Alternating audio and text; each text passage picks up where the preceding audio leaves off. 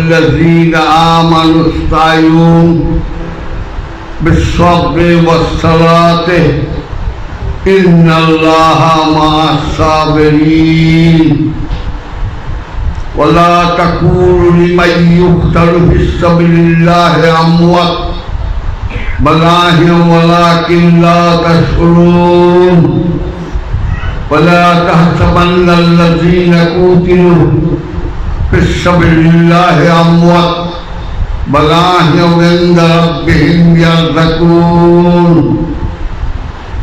এখানে লক্ষ্য করার বিষয়, আল্লাহ যারা ঈমান এনেছে তাদেরকে আহ্বান করছে যে তোমরা আল্লাহর কাছে চাও বিস-সাবরি ওয়াস-সালাতে, ধৈর্যের সঙ্গে এবং সালাত নামাজের সঙ্গে সাহায্য চাও। আমাদেরকে আল্লাহ বলতেছেন যে সূরা বাকারার সম্ভবত 153 না 52 আয়াত হইতে পারে, বলতেছে ইয়া আইয়ুহাল্লাযীনা আমানু ইসতাঈনু, হে নূতন ঈমানদারেরা, যে ইমান টটর মটর ভেঙেও যেতে পারে। ইমান ভাঙে না মুমিনের, আমানু আর মুমিনের মধ্যে আকাশ পাতাল পার্থক্য। আমরা করি যে আমানুরে মুমিন বানিয়ে ফেলাই আর মুমিনকে বানিয়ে ফেলাই আমানু লাবড়া পাকিয়ে ফেলাই। ইয়া আইয়ুহাল্লাযীনা আমানু, হে ইমানদারেরা, আল্লাহর কাছে কিছু পাইবার চাও বিস-সাবরি, ধৈর্য ধইলা, ওয়াস-সালাতে, আল্লাহর ইবাদত করো ধৈর্য সহকারে এবং সালাতে নামাজের সাথে। এখন নামাজের ওয়াক্তিয়া নামাজের কথা কোরআনের এক জায়গায়ও নাই। আমরা যে 82 বার নামাজ পড়ি, 82 বার বলছে, একবারও তন্ন তন্ন করে কই যাও ওয়াক্তিয়া নামাজের পাইলাম না।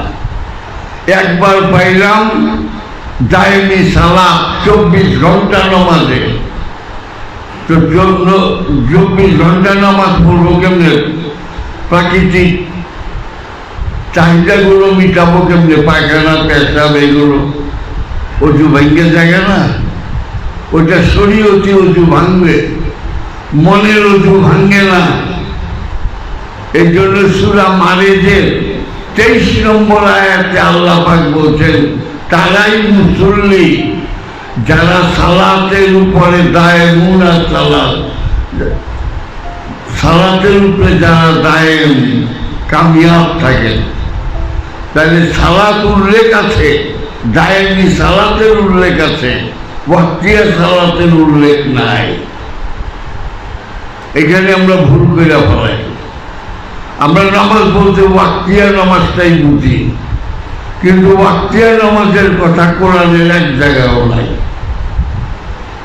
আর আল্লাহ, আচ্ছা, এখন আমাকে বললো আল্লাহ যে সাহায্য চাও হে ইমানদার, সাহায্য চাও ধৈর্য সহকারে এবং ইবাদতের সাহায্যে, নামাজের সাহায্যে। ঠিক আছে, লাস্টে কি কইতেছে? ইন্নাল্লাহা মা'আস-সাবিরিন, নিশ্চয়ই আল্লাহ ধৈর্যশীলদের সঙ্গে থাকেন। একবারও বললেন না কোরআনে আমি নামাজীদের সঙ্গেও থাকি। ইন্নাল্লাহা মা'আস-সাবিরিন, ধৈর্যশীলদের সঙ্গে থাকি এবং নামাজীদের সঙ্গে থাকি। ওয়া মাল মুসাল্লিন নাই, ওয়া মাল মুসাল্লিন, নামাজীর সঙ্গে থাকি কোরআনের এক জায়গাও নাই।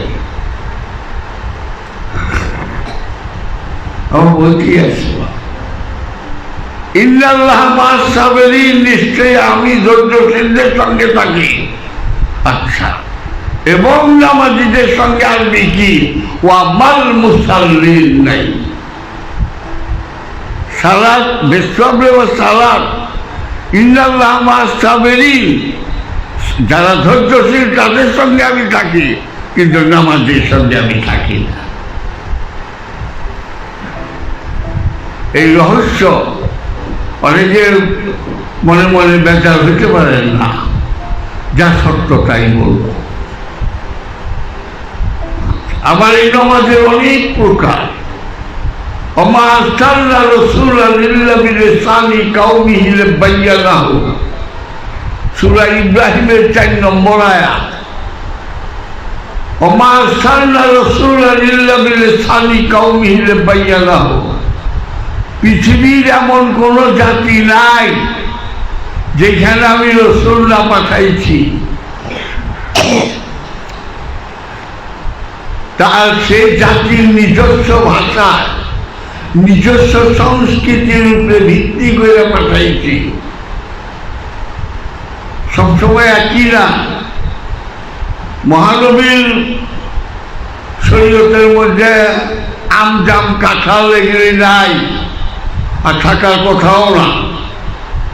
ওইখানে থাকবো খুরমা, আঙ্গুর, বেদানা, আপেল, নাশপাতি। আর আমগো এখানকার রসুলের থাকবো আম জাম কাঁঠাল।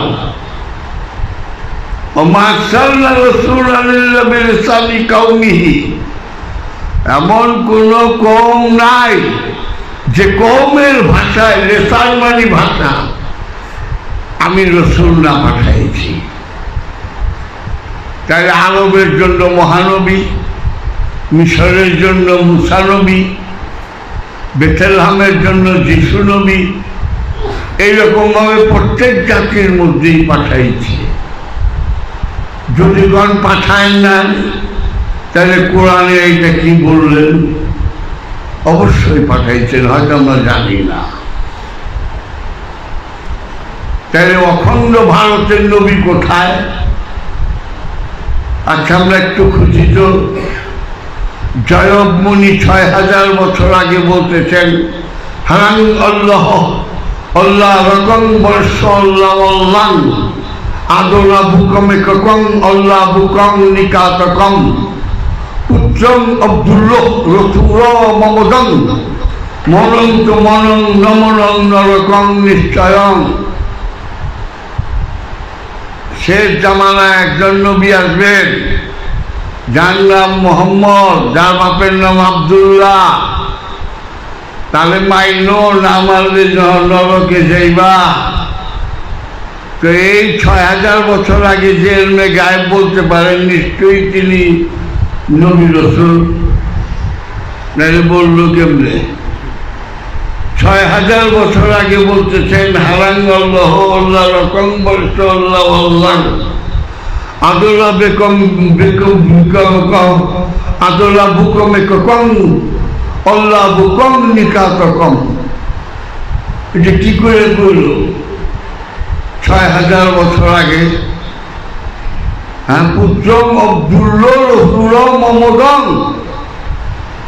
মমদংকে মোহাম্মদকে একজন আসবে, আব্দুল্লাহর পুত্র।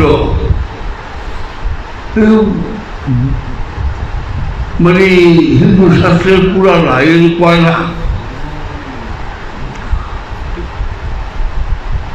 এগুলি কয় না। এটি বললাম যে সত্য। আমরা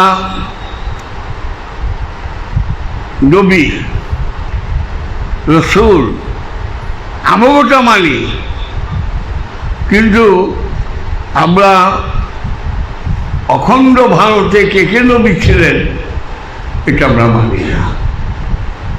তবে আমার মনে হয় ভগবান শ্রীকৃষ্ণ কোনো সন্দেহ নাই, উনি রসুল ছিলেন।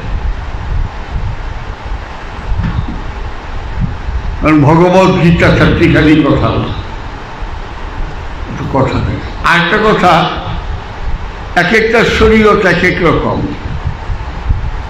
অনেক মহানবী এবং যীশু খ্রিস্ট ঈসা আলাইহিস সালাম এর মাঝখানের সময়টায় আপনা ভাই বোন বিবাহ হইত। মহানবী নবীর আগে 570 খ্রিস্টাব্দের আগে, 569 খ্রিস্টাব্দ চলে একেবারে ঈসা নবীর পর্যন্ত আপনা ভাই বোন বিবাহ হইত। এই সেদিন তাহলে আপনার আর শ্রীকৃষ্ণের আগমন হলো 5,500 বছর আগে। তো 5,500 বছর আগে মামানির সঙ্গে প্রেম করা তো তুচ্ছ ব্যাপার, যেখানে সেদিন আপনার ভাই বোন বিবাহ হইত। সুতরাং নাক শীতকাইবার তো কিছু নাই, সব আপেক্ষিকতায় ভাসমান, আজ্ঞা সত্যটা ওটা মিথ্যা। এই নেপাল দেশটা আগে দেশ ছিল না, এটা 2 কোটি বছর আগে একটা সাগর ছিল, সেই সাগরের নাম হলো টেথাস ওশেন। এটা 2 কোটি বছরের সত্য। সুতরাং এই আপেক্ষিকতাই সব ভাসমান। ওই ভগবান শ্রীকৃষ্ণের জামানার শরীয়ত আর এখনকার শরীয়ত কখনোই এক হয় না। আমরা ছোটকালে টেলিভিশন কালে স্বপ্ন কল্পনা করিনি। এক রেডিও পাইছি 2 জনের বাড়ি, আর কলের গান ছিল আমার চেয়ারম্যান জুলু চৌধুরীর বাড়ি। তাও চানাচুর বাজার চঙ্গা দিয়ে কইত রাত সন্ধ্যার সময় কল যন্ত্র গান গাইবে, আপনারা আসবেন, দেখে যান দুনিয়ায় কি শুরু হয়ে গেছে, যন্ত্র গান গায়। তামপুরামান আমিও গেছি, চৌধুরী সাহেবের বাড়ির মাঠ মুঠ কিচ্ছু নাই, সব বিল্ডিং মুল্ডিং হয়ে গেছে। একটা টেবিল কালা কাপড় দিয়ে ঢাকছে, তারপরে কলের গান আনছে, দিল, চাবি দিল, দিয়ে একটা সুই মানে পিন দিল, আর একটা থালি মানে রেকর্ড ঘুরাইল, ঘুরতেছে। এমন সময় ওই স্পিকারের ওইটা দিল আর কি, দিবার পরে গান শুরু হয়ে গেল।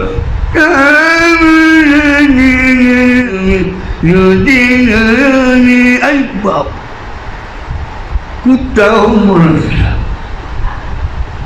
শুই না আমরা, হাই হাই ঠিকই তো যন্ত্রশালায় গান গায়। তো বেগুন বাড়িতে 2-3 আমার বইতে আছে না, 3-4 জনাই ছিল। একজনকে বুঝছ, কই কি দাদা, কয় আমি বুঝে গেছি। কি বুঝলেন? কয় এই যে টেবিলটা দেওয়া না কালা কাপড় দিয়ে ঢাকায়, এর ভিতরে একটা মানুষ গান গাইতেছে, আর উপরে বাঁচতেছে গেলে হাইটাতে দেখো এই যে ঘুরতেছে। আসলে প্রেসিডেন্ট করতো তো, এটা করবে গেলে মাইক খাওয়া লাগবো, পেরে তোর জায়গা বুঝছো না, কহাও বুঝে গেছে গা। আমরা বুঝে গেছিলাম, বেশি দিন আগে না, 1944 সাল, 44-45 হবে এই সেদিন। তো যাই হোক, এখানেই রাখি, আর শেষ করে দিলাম।